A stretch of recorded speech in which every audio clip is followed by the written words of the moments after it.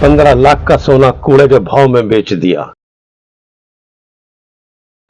दोस्तों, आज के दौर में सोना आम आदमी के लिए सबका बनता जा रहा है।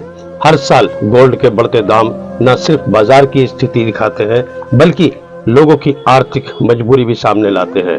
पहले जहां सोना खुशियां, शादियां और बचत का प्रतीक था, वहीं अब इसकी महंगाई कई परिवारों के बजट पर भारी पड़ती जा रही है। महंगाई, वैश्विक आर्थिक अस्थिरता और निवेश की बढ़ती मांग ने गोल्ड की कीमतों को लगातार आसमान तक पहुंचाया है। लोग सुरक्षित निवेश के तौर पर हमेशा सोने को चुनते हैं, लेकिन इसकी बढ़ती कीमतें मध्यम वर्ग के लिए चुनौती बनती गई है। फिर भी सोना आज भी भरोसे का नाम है। समय बदलता है, कीमतें बदलती हैं, लेकिन गोल्ड की अहमियत कभी कम नहीं होती। यही वजह है कि महंगाई होने के बावजूद सोना लोगों के सपनों और सुरक्षा को जोड़ता है। आज के दौर में बच्चों की बढ़ती उम्र के साथ साथ माँ बाप को सोना सोने नहीं देता, क्योंकि सोने के दाम आसमान तक नहीं पहुंचे, बल्कि सोना ही आसमान तक पहुंच गया है। और ऐसे टाइम में अगर आपसे कोई कहे कि सोने को कबाड़े के रेट में बेच दिया जाए, तो विश्वास के साथ भी विश्वासघात वाली बात होगी। लेकिन ये बात बिल्कुल सही है। फरीदाबाद के बल्लभगढ़ के अशोक शर्मा जी को, जो एक LIC एजेंट है, जो दिन भर धूप छांव में दौड़कर अपने काम को अंजाम देते हैं और एक एक पैसा जोड़कर सोना जमा किया।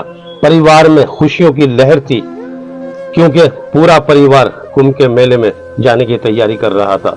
लेकिन एक डर भी था कि घर में रखा सोना कहां छुपाएं, कहीं हमारे पीछे घर में चोर घुस गए तो क्या होगा। इसी बीच उनको एक आइडिया आता है कि क्यों ना हम सोने के बॉक्स को कबाड़ की किसी थैली में छुपा दिया जाए। और ऐसे ही किया गया।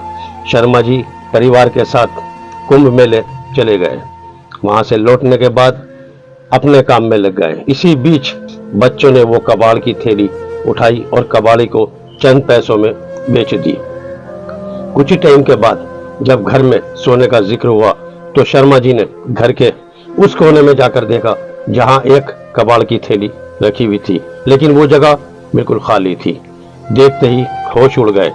वे दौड़कर उसे कबाड़ी के पास गए, जहां फेरी वाले अपना सामान बेचा करते थे, जिसके मालिक हाजी अख्तर खान थे। हाजी अख्तर खान ने काफी तलाश किया, लेकिन वो थैली नहीं मिली। इसी तरह 4-5 महीने निकल गए। एक दिन अख्तर साहब को एक थैली नजर आई, जिसमें तकरीबन 100 ग्राम सोने के जेवर थे, जिसकी कीमत आज के टाइम में 15 लाख से ऊपर थी।